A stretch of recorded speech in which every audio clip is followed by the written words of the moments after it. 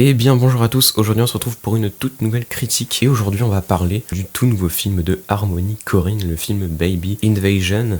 L'année dernière je vous avais déjà parlé de Harmony Korine en vous parlant du film Agrodrift, qui était un film qu'il avait fait avec sa société de production Edgelord, et donc là il réitère encore une fois avec avec sa société pour un film. Alors on pourrait trouver des similitudes et en tout cas trouver, je pense, une manière d'appréhender le cinéma un petit peu de la même façon, c'est-à-dire en prenant peut-être en compte, en essayant de faire quelque chose de nouveau, Donc pour Agrodrift, c'était un film tourné avec une caméra infrarouge, ce qui rendait le film très très particulier visuellement de A à Z. Et puis on va dire qu'en termes de scénario, on était sur un conte, qui nous faisait aussi un peu penser à GTA. Et là, on est encore une fois un petit peu, je trouve qu'on pense encore beaucoup même encore plus à GTA avec Baby Invasion, mais en tout cas, on pense encore plus aux jeux vidéo de manière générale, vu que tout le concept de Baby Invasion, ça va être de suivre en fait un joueur pendant 1h20, un petit peu moins parce qu'au début on a l'interview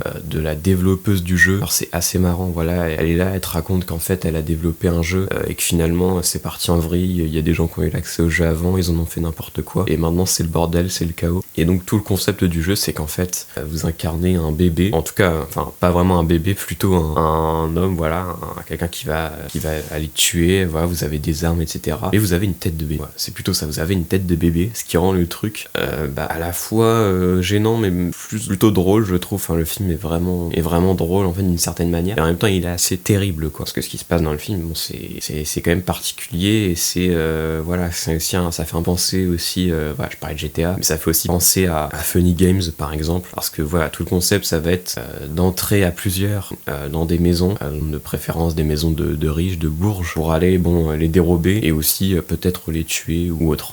Donc gros programme avec ce film. Et toute l'originalité, c'est qu'en fait on suit un gars qui a d'ailleurs un masque, qui est en train de jouer au jeu. Et en fait le jeu, c'est pas du tout graphiquement, c'est un aspect réaliste, donc si t'enlèves le masque, si t'as aussi le chat en fait, parce que le gars est en train de streamer sur Twitch, donc t'as aussi tout le chat qui s'affiche, pareil pendant toute la durée du film, donc où tu peux retrouver certaines similitudes dans les dialogues, peut-être avec ce qu'il peut y avoir dans des jeux vidéo, etc.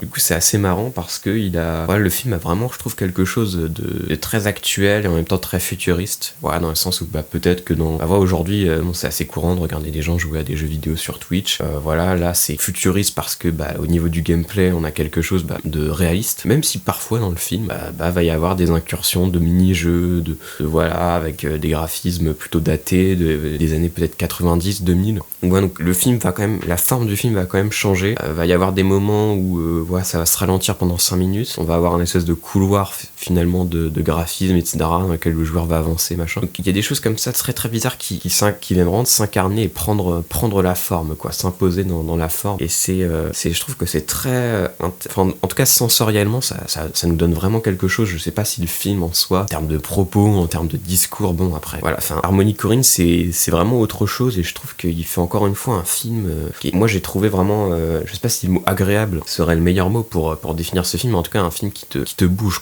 d'ailleurs j'ai pas dit, mais la musique, c'est une musique de Burial, donc qui est un gars qui fait plutôt de la musique électro, que j'avais déjà eu l'occasion d'écouter d'ailleurs, j'avais écouté un album de lui, et j'avais déjà beaucoup aimé, et puis la musique c'est pareil, elle est géniale dans ce film là, donc c'est vraiment un film qui t'envoûte complètement dès le départ, dès qu'ils sont dès qu'ils sont dans la chambre là avec toutes les armes, ils partent, et puis tu les vois avec leur tête de bébé, alors qu'il y a une tête générée par IA, et tu vois des fois que la tête se reforme, etc., à différents moments du film. Donc il y a vraiment un côté drôle, ils arrivent un moment dans la maison, ils commencent à manger, à prendre des morceaux de pastèque et tout, vraiment il y a un côté très fun, il y a un côté tout peut arriver aussi dans le film. Par exemple l'affiche du film, on voit cette tête de bébé, en fait c'est vraiment une scène dans le film, qui est une scène qui arrive comme ça, qui est pas, tu te dis mais what the fuck, et tu te dis ça à plusieurs moments dans le film, et moi vraiment j'ai vraiment bien aimé ce film, j'ai aimé être surpris comme ça, retrouver un petit peu l'univers du jeu vidéo qui est, j'ai été joueur assez longtemps, je suis encore un petit peu aujourd'hui, donc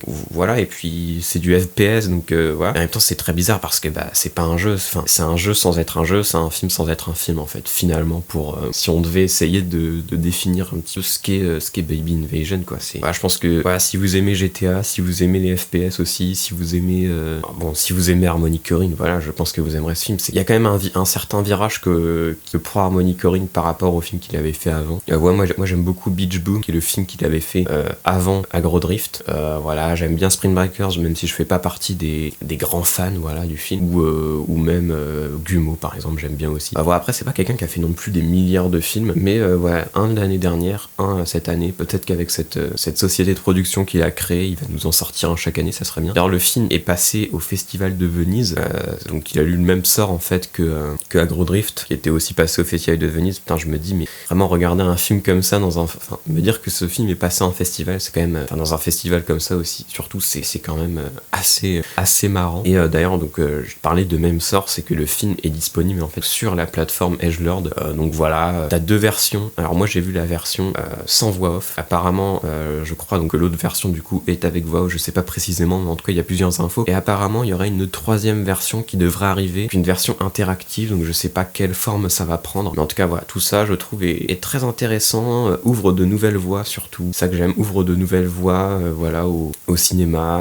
Et enfin voilà, moi je trouve ça assez beau de voir un film comme ça. Donc voilà, je sais pas si c'est un film qui sera dans mon top à la fin de l'année, on verra bien.